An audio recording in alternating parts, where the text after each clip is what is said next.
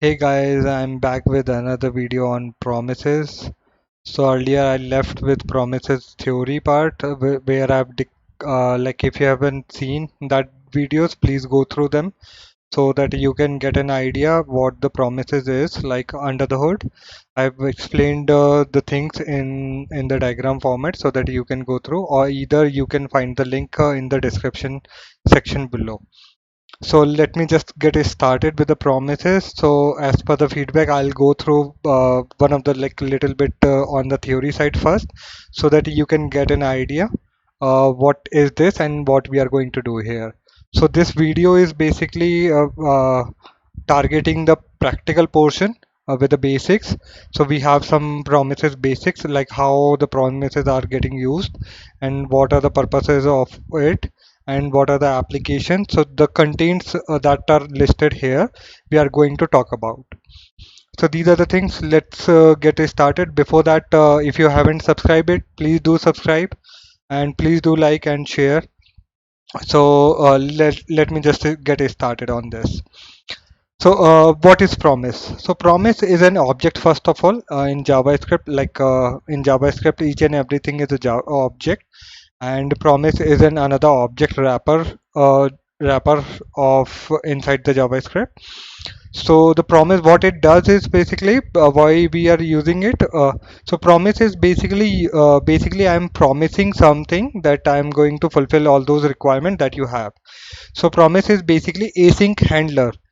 So I guess you haven't you if you have seen my videos, I have told this thing that what is async and what are the things of where we are going to use the promise.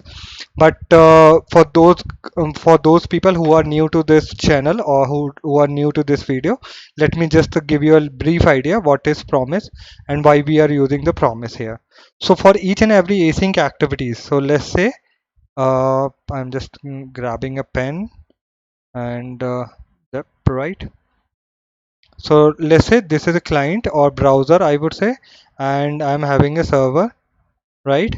And in between that, when I place a request to get the data, right, request, and it takes some time to process here, and then it returns that data to the browser, resolve basically, or response, right? So this process is called async process. Async, why it is async? Because we don't know how long will it take, so that we can get a response from them. So that is why this is an async request. Or if you heard about like ajax, right? Ajax is asynchronous JavaScript uh, and XML, right?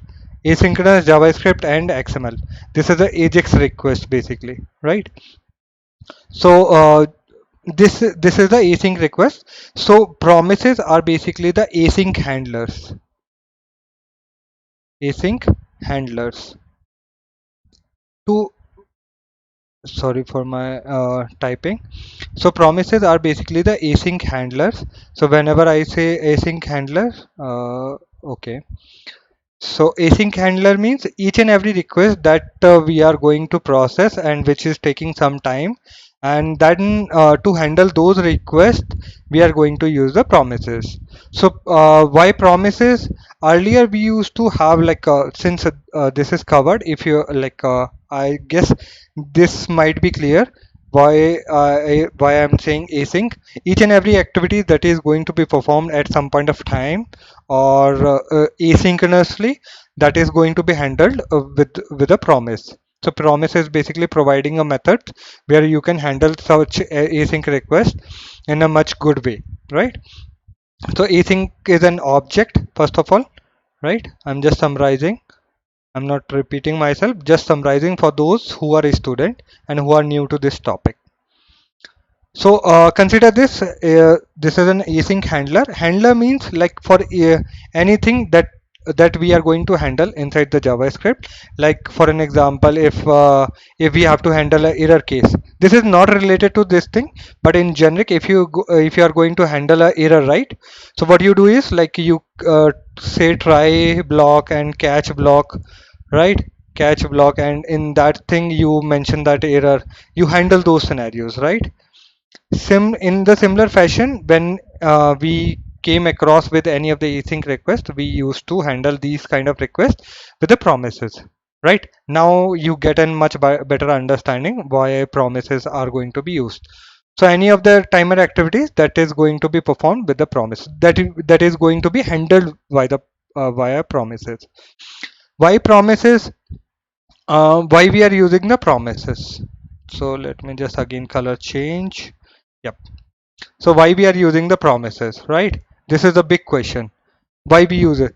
Earlier, when we pass any of the, like when we make any of the request to the server, in like before going to this point, I would say let me just explain the application so that you can get a better understanding. I would say. So let me just clear this point so that you can get a better understanding what the application. uh, so application is basically where we are going to use this promise, right? So promises are going to be used with timer activities, timer activities, right? Database calls, I'll come to later. Database calls, when you persist any data or when you fetch any data, it takes some time to fetch that data. So this is why database. Network activities, network calls, basically calls like this. We are making a API call to the server, and other file system. There are like a lot of them, but I am mentioning some of the use cases where we are using the promises in build. You don't have to use it specifically, but in under the hood, JavaScript is using to handle these things inside the JavaScript code. So like database, networks, file system. And another point is, like as far as I remember, is operating system related things, and another thing which I remember is cryptography. Cryptography is again, when you encrypt something, it takes some time to process that data and encrypt that hash, and then after, if you decrypt that thing, so it takes some time. So these kind of things, like the timer activity, let me just clear it, hit this thing so that it can be much clearer. Timer activity. So these are the few examples of the application of the promises. So where we can use the timer activities, like where we can use the promises inside the timer activities. So by mean to say timer activity, uh, let me just rub this thing so that I can get a space here. Yep.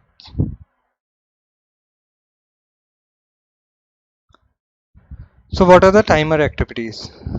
So timer activities are basically, uh, yep. So timer activities are basically set timeout function, right? Set interval, set interval, and right.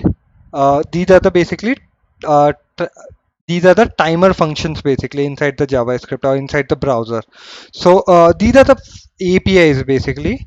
I would not say functions. These are the basically APIs provided by the browser itself. So browser provides you to perform some timer activities through these things, right? One more timer activity is there. Set immediate, right? Set immediate timeout, right? So these are the three timer functions available in the browser to get the things done on time, right? On a timer basis. So these are the timer activities which don't know, like which, whosoever doesn't know about the timer activities. So I'm talking about these things, like when you use timeout, when you use set interval, and set immediate timeout. So now we get to know like where we can use this promises. Like since this is going to take some time, let's say timeout. Why we are going to use the promises here? Like it is going to take some timeout. Like we are providing 1000 second delay, and like 1 second delay, and after that I need to do something, right? After 1 second. So after 1 second, so I'll use the set timeout. If I need to do something on an interval of 1 second, then I'll use the set interval. So these kind of things that I need to handle inside my code, then I can use those promises. Why promises? So like once these function gets executed, we don't know like how long, like we don't know how long will it take to perform and those activities as well as your code inside these functions.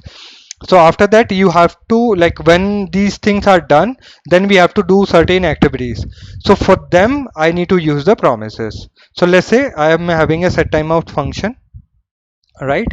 Set timeout function. I am just consider this is a set timeout, and I'm console log, right? And I'm making a db call, right? Making a db call, and this is done, right? So we are done with this code. So like so many people were asking like why if we are using the set timeout, and these are the things that are already basically resolving our things to be done, then why we are using the promises? We are using the promises over them because like if consider a case when we have to do certain activities, like after this db call I need to update some database records, right? This is just a basic example or real-time example. Let's say I'm fetching some data, and basis of that, on the given data I need to perform some updation or some get further deletion alteration inside the db. How can I do that? Either I can write some piece of code, set timeout upper this code to handle these kind of scenarios, like once this is done then we can do this thing. So but in promises, like we since this is a async task, we don't want to block. So async is basically non-blocking operations. This is again one point. Non-blocking operations. Non-blocking means it does not block our main execution of the threads. We don't want to go into the deeper. I'll later cover in the depth video when I'll cover on the async part. But right now consider this is a non-blocking. Non-blocking means if you're like, for an example, if I'm saying you to go to the market and purchase something, but let's say the shop is closed, and shopkeeper is saying that you have to wait for 5 minutes, and then after the shop will be open. Now the one option is you have to wait for 5 seconds, and then after, but if you are in a hurry, what you will do? You will go to the next shop and you will find that data, right? Data means like you will find that thing.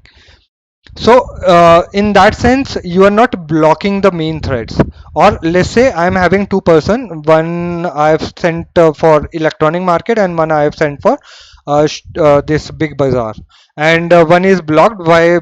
Big bazaar is closed right now, so that is why he's waiting for that to be open, and then after he can perform that activity.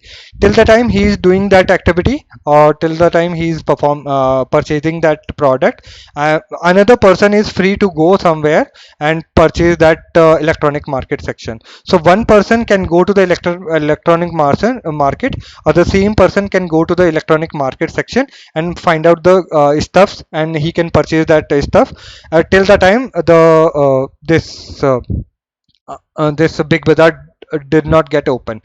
So get open basically. So these are the non-blocking terms. In the layman term, I'm explaining to you. If you didn't get understand, please do let me know. I'll cover a separate video on this thing because this is a very long topic in a depth. So I'm coming to the points. I don't want to go like much. I don't want to repeat myself again and again. So promise application, we have seen that we can use timer activities, database calls, network calls, or file operating, and these things, right? Now we will come to the why promises. Promises, why we are going to use promises? Promises and like provides a better mechanism to handle the async request. Better mechanism in the sense like once the things are done, they provides that you can call callback function. You can provide a function when that can be executed when the things are done. So these things like promises are the better way to provide an implementation or implementation to the applications, right? By mean to say is this is a better way of mechanism where it provides a resolve method and reject method. to reject the data. So this is a better mechanism to handle the async request. Earlier we were having the callbacks, and callbacks were like we are like call. What is callback? So callback is basically a function which is going to be passed inside a another function, right? So I'll do a separate video on callback, or do go through my videos. You'll find the callback in the coming sessions. So right now, consider earlier we were using the callbacks, and the callbacks was having the drawbacks of it. Like inside the callbacks, we were using the other another callback and another callback. Consider a case. Let's say I'm having a set timeout function. Inside this, another set timeout function, and another this set timeout function. One, two, three. So these are the nested things, right? To handle these kind of nested things, this is a messy code, right? In real terms, what it used to have is like it goes beyond the limit of debugging perspective. So that is why the promises basically provides us a better way to handle these kind of scenarios, right? We'll come to the method names, what are going to be used, but right now consider this why we are using the promises. So first, async handler, that is why we are using the promises. The second way is good way, better way of handling the async request. Third way, this is the async activities, so any of the time that is getting that is taking some time, we can get it the things done on a promise basis, right? So now we'll come to the promise syntax. Before that, promise pros and cons. Like I'm just clearing uh, all those theory portion first, then after I'll go jump into the promise syntax. So if the things are clear, let me just erase it. Right. So or you either you can pause that video and to find out that these is stuff, right? So till the time I'm just clearing so that I can get in room to type. Right. So coming to the pros and cons. So each and every implementation comes with their advantages.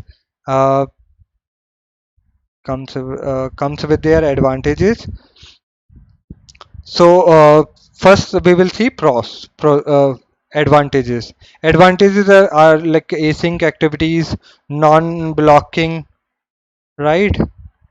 It does not block to main thread, async activities, right? These are the main advantages. Better way to handle request, better way to handle request, right? Request, nested request, chaining of methods. I'll come to the later. Chaining, what is chaining? One method like chaining is basically one method after another method. So let's say I'm having a one promise, right? After that, this is completed. Now I want to chain that method with another promise. So I can do so many chains to it. So that like if I have to perform 10 tasks, I can do in sequential basis. One, then second, then third, then fourth, then fifth. It's like I'm chaining on promises one after another, right? I'm going to this one, right? These are the chaining, right? Error handling, much better way in async error handling, right? So these are the advantages. What are the disadvantages of the promises that we are going to see? So let me just rub it.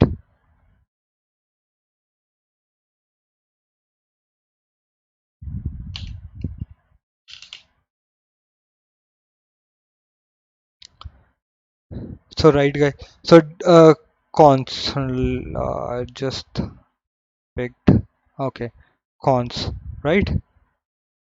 Cons means disadvantages. So first is like what are the cons? Did you just pause this video and try to search this thing, or try to search like what are the disadvantages of this big benefit which have been given by the JavaScript. So like after 2 seconds of search, just play this video, and then after let me see that if the answers are correct or not.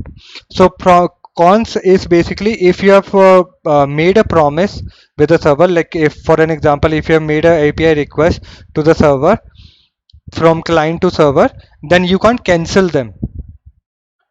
You don't have functionality to cancel the request. Sorry, cancel the request. Cancellation can't be possible. So this is a disadvantage. You can't resume or pause the promises. Now, so many people were asking like why we are talking about these cancel, resume, and pause. Like, so consider a case where you have to place a multiple request with a server, like API calls, and I want some of the requests to be cancelled because I got the latest data. For an example, I am fetching some data from table, and let's say I have placed 5 requests. In the 5th request, I got the updated data. Now I wanted to cancel all those 4 requests that I placed to the server. So that I can't do with a promise, right? Resume, like if I need to promise like if I need to pause a promise or resume a promise, that I can't do inside this. I can't delete any promise once it's placed, right? So these are the little disadvantages here. Delete in the sense, like when I place this request, I want it to be cancelled completely. Cancel means like if there's a two term basically, don't be confused with cancel and delete.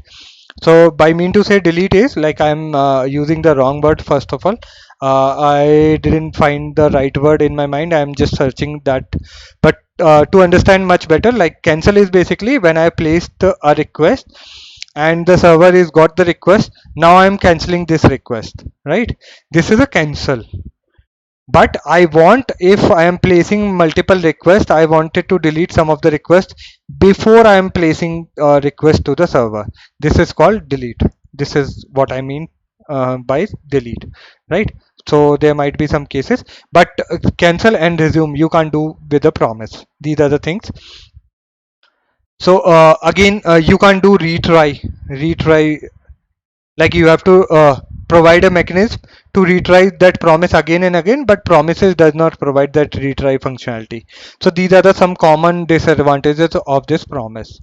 So now we'll come to the this promise syntax, and then after we'll come to the promise method part, right? Great, guys. So let's move on to the practical portion of it. What is the promise syntax? So I'm just moving it to the promise syntax. So promise syntax starts with new promise. I'll tell you, and new promise, and then after you have to provide a callback function. Callback function, right? So I'm just writing it here. Let's say let p new variable, and I'm just defining callback function. Back function. Now in this callback function, we used to have like we have to pass a two two functions to it, or the two function will be automatically injected once you pass this callback function. For an example, there will be to resolve and reject function will be passed. This is a resolve function basically, and this is a reject function, right? These you were asking why these are the methods getting passed to it. So let's say for an example, when you pass this function promises, under the hood it will see that you have passed this function, but you are, this will provide a two methods to it. It will automatically inject. You don't have to inject it, but it will automatically. So promise will automatically inject these two functions in your callback function. Let me just side it. Okay, so right, so this is a callback function. Your code will be here.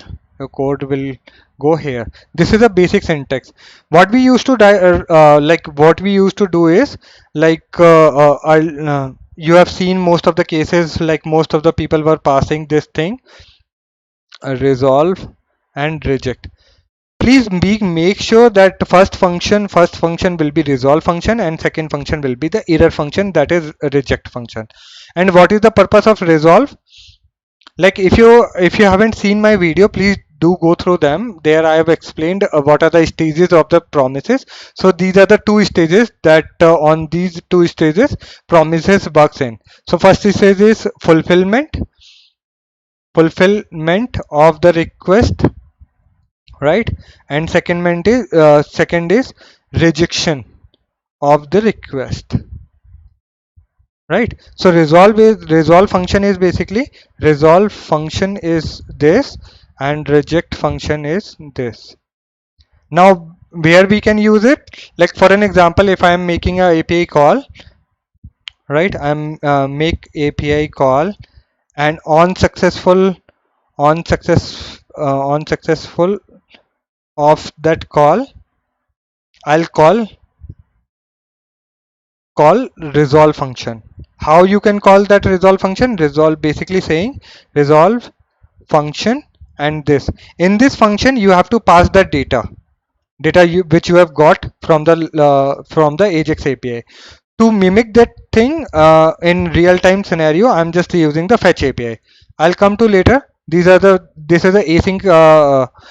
async API, or fetch API is a HTTP request API, which basically make a AJAX request to the server. It is available inside the browser or provided by the browser itself. So some URL, and in this, when I say fetch data, and I'm using saying then like, because fetch it is not a great example, I would say, but you can consider, if you are making a API call, you are making a API call, like for an example, that in traditional way we used to have a XHR request, new XHR request, XHR XML request, something like this, HR XML. I didn't remember the exactly XML request.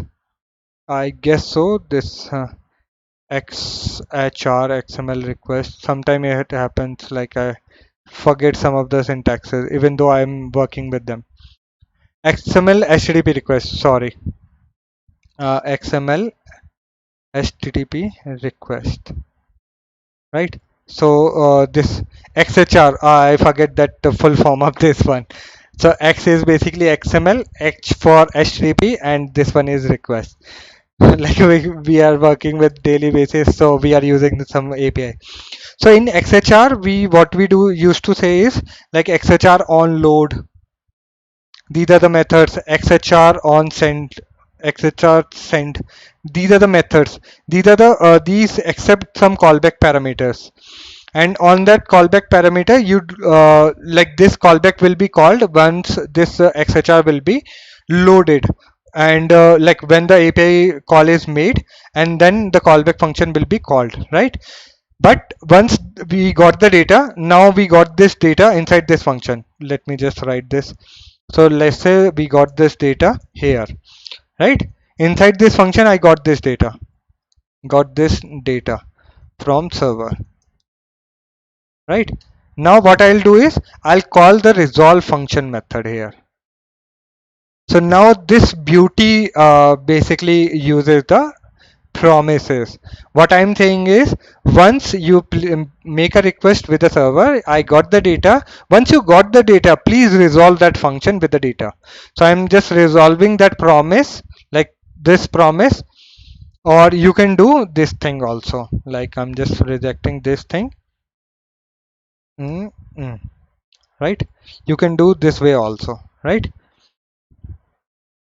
Now I need to provide this function, right? So I'm just removing this thing for better understanding, and you are resolving this data here. But for an example, consider a case there would be a rejection also. XHR on error, right? So on error, what you will do is like on error, you have to provide a function which will be called with errors, right? Or then you have to call the reject method, reject function. So let me just explain you much better way. We have created a new promise. Why we have created a new promise? So we'll come to later. See, right now we are understanding this resolve and reject. Why we are using this resolve and reject, and why they are getting injected inside this function. So resolve are basically resolving the function once it get the data, or once it gets the fulfillment of the request. So for what, like for any of the purposes that the promises is being created. So once that fulfillment is done, then we have to call the resolve function with that data, right? And if we have to provide a error case also, like where if that gets an error from the server, this reject function, then we have to pass the error object. So we have to pass the data and we have to pass the error, so that once this error, once we call this function, so let's say I've made this API request call and I wanted it to be executed. So I'll use the then method. Then method again accept two parameters, two callback function. One is on success function, on error function, right? So these are the two functions that this accept. So let me just here write quickly on success function. I am sure that you guys are worried about the video length, but I'm just taking care, like I'm taking care all those scenarios which can be possible. So please bear with me, guys. On error, right? On success we got the data, on error we got the error, right? And on success your code goes here, on error handle error related API calls, right? So then method is basically, then method accept two parameters, one is success function and one is error function. Please don't be confused with this function, don't be confused. These are the two stages of the promises, states of the promises, right? Resolve and reject.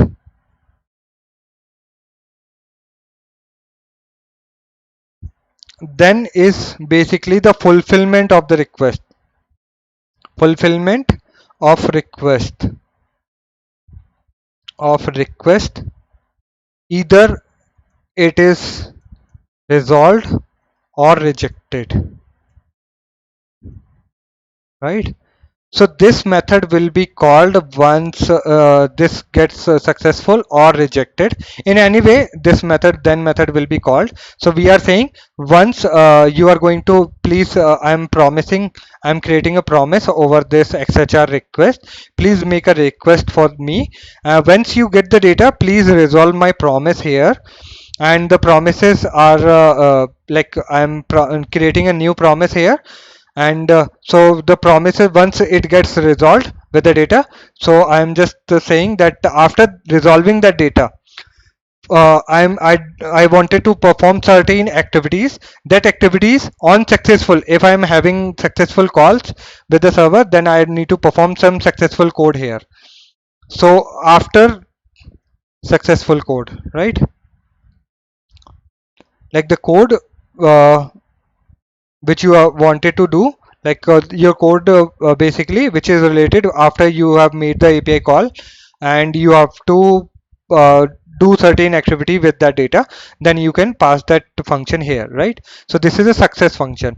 Error function, if this is rejected, then this function will not be called, this function will be called here. So in that case you have to handle that error cases. Either way, you can do one more thing is, like there would be a one more thing, right? I'm just control X and here, right?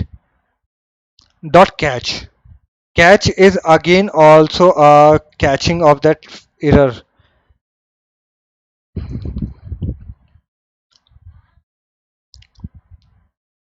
like catch all exceptions, all exceptions occurred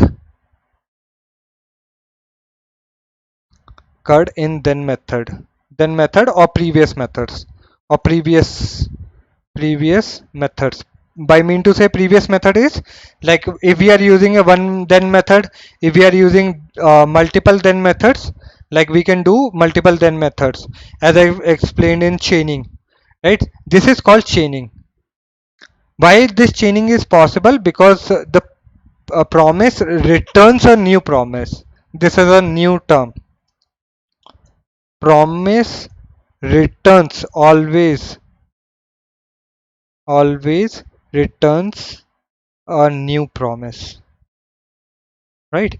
So whenever then method is called or any method is called, like catch method, then method, or finally method, any method is called, promises are going to result a new promise object. Just to see this thing in action, let me just open that uh, no, I'm just zooming it out, right? So let's say I'm creating an let p equals to new promise, and I'm passing that function resolve. If you don't pass any parameter to it, it will throw an exception. See, so promises function is basically a resolve, reject. These are the two functions basically, right? I'm just saying this thing, right? So p dot then, right? This is a method. Again, it will return a promise. So let's say this promise is returning a promise, right? You got this return value. If I say promise is again, or p dot catch is again going to return a promise. Even p dot finally will return a promise. Sorry, promise, right? It is returning a promise. By mean to say returning a promise means I'm getting promises again and again so that I can change that promise again and again, right? Dot then, so many times I can do it, and I can write catch functions also in between that, like let's say catch function. So if I'm having some error in this code, this can be cached here, right? If I'm if I'm writing catch at the end, so if I'm having any exception in between these then methods, then the exception can be occurred here, right? And the finally method is basically for if we are dealing with a database or any of the connection opening things, we are creating any tunnels, then we can close that tunnel and database connection in the finally block. Finally is basically the final block up. It is a kind of hook that we are calling, like if when we are ending of any of the async activity, then we can say finally you can do these things, right? So this is all about the promises basics. I'm sure I have covered a lot of things here. Please don't be confused. If you didn't get anything clear, please do let me in the description chat below. I'll try to comment as soon as possible.